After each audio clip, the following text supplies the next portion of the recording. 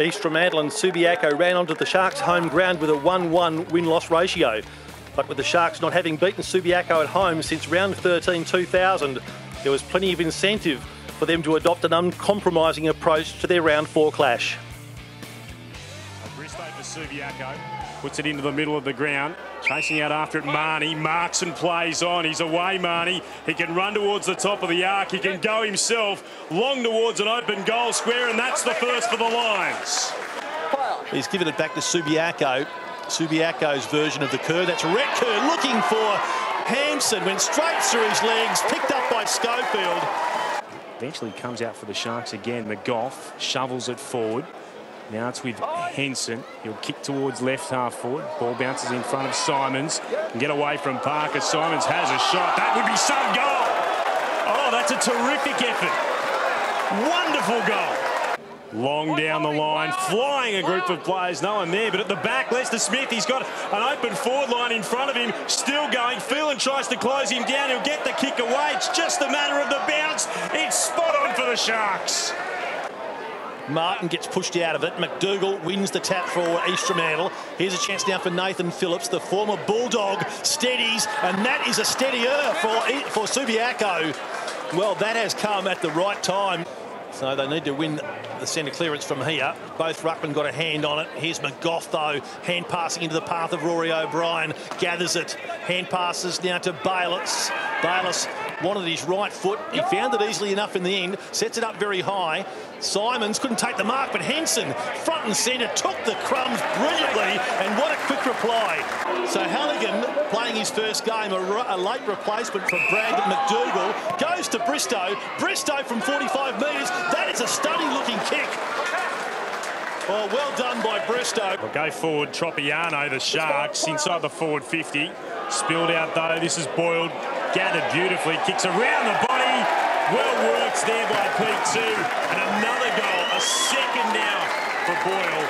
Powerful kick from Dodd, well up into their forward line. Leading the race of the footy now is Lester Smith. Wheels around to the right boot, kicks to an empty goal front. How will this bounce? I'll tell you how it'll bounce. It was an obtuse angle. Kick is taken by Bayliss. Long and right up the middle. I'll turn around quickly here. Peak. This is nicely done. Gee, the difference between the way the two sides have gone forward is just notable as Lester Smith puts it in for Simpson to run onto. Still going, still going, still going. He's kicked it. Oh, that was just terrific stuff from the Sharks. They've lost their past 14 to Subiaco at this ground. Can East Fremantle ensure that that run finishes and finishes with a sudden halt today? They'll go forward for the first time again. Nicely worked. That is McGough. Got him right that time. Into the right forward pocket. That would be some goal from Duffy. Won't quite have the distance. Punched away by Subiaco. Spills down again. Ah, Simpson will snap. And Simpson will go. He's third. Davey took the ball over the line. I beg your pardon. It was Wheeler who tapped it down. Attempted soccer. Whoa, that's something very special. It's a really nice blend, haven't they, that East Fremantle have got with their older players and some of their younger ones coming through. Simons won it down.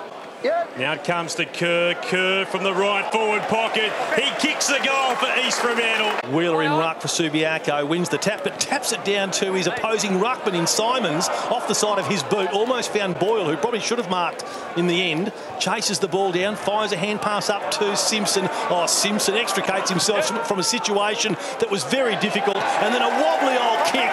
They can do no wrong, East Fremantle. He's now got 4 goals in a very polished display. Yes, 4 goals to that man there, Josh Simpson, one of 3 players for East Fremantle to kick a bag of 4. Boyle, Lester Smith with the other 2. Duffy kicked 3 for the Sharks, 2 by Simons, and Hadley and Tropiano contributed 1 apiece for the Sharks. For Subiaco, they had 5 players, each kicking 2 goals. Bristow, Kayla Thompson, Phillips, Marnie and Herring, whilst DeLuca and Wheeler each kicked a goal apiece. Looking at the chief possession getters for the Sharks, 37 possessions to Rory O'Brien in another masterful display, as well as a goal. 25 to Henson. McGough had 28. 23 possessions to James Bayliss. Dodd, 19 in an excellent display across half-back with 9 marks. Schofield, 21. Lester Smith, 4 goals from 17 possessions. And Daniel Kerr got through the match, kicking a goal and having 23 possessions of his own. The Subiaco, some big possession getters. Bristow had 22 kicks and 15 hand passes. Marnie, 20 kicks and 17 hand passes. Kayla Thompson, a level 30 possessions. Hampson contributed also with 30. Wheeler had 21 possessions and 7 marks. Forrest tried hard with 20. So too Davey with 20. And Rhett Kerr had 22 possessions. And looking at the full-time stats there, the Sharks with more kicks. They had one more hand pass, but it was really what they did with the ball. They went inside 50, 63 times to 44. The centre breaks, well, they only had 3 more than Subiaco, but they delivered telling blows each time they went forward, and in the end ran out very handsome winners indeed. And in fact, this is how the match unfolded. They led at every change at quarter time by just 13 points. It was a 30-point margin at half time. It had blown out to 50 points at three-quarter time, and in the end it was a big win, 25 goals 11, 161 to 14-8, 92 the margin, a whopping 69 points.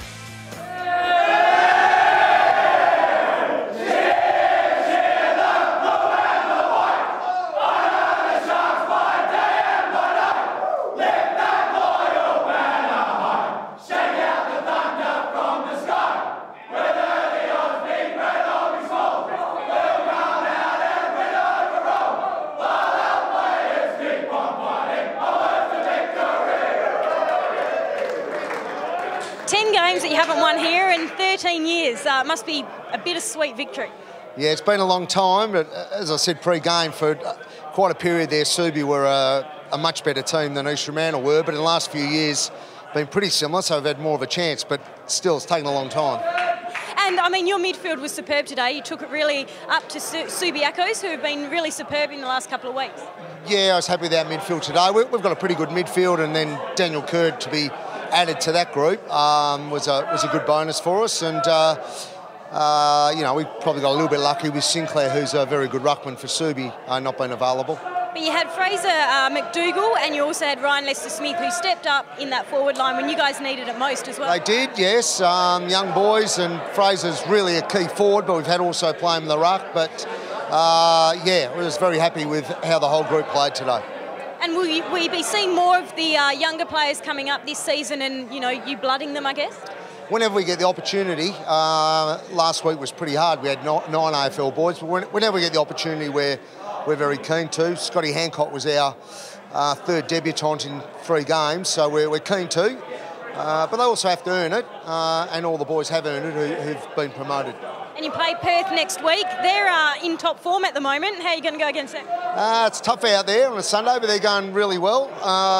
And it'll be a tough game, no doubt. Thanks very much, and well done. Thanks a lot. Thank you.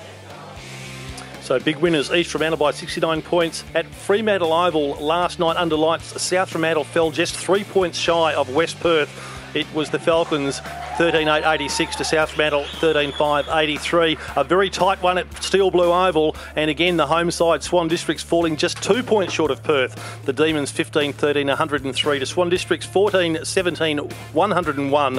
And at Medibank Stadium, Claremont continued on their merry way, 19 goals, 15, 129, defeating East Perth 11-9, 75. And there is the ladder right up to date after 4 completed rounds, with Claremont on top by percentage over West Perth and Perth. They are the 3 undefeated sides. East Fremantle comfortably now inside the top 4, having won 2 from their 3. Swan Districts, Subiaco and East Perth have each won 1 game, whilst Peel Thunder and South Fremantle are yet to open their account. And speaking of South Fremantle, we travel to Steel Blue Oval next week to see if the Bulldogs can win their first game of the season. Swan Districts at home to South Fremantle from Steel Blue Oval, our round 5 match of the day, on air from 2 p.m.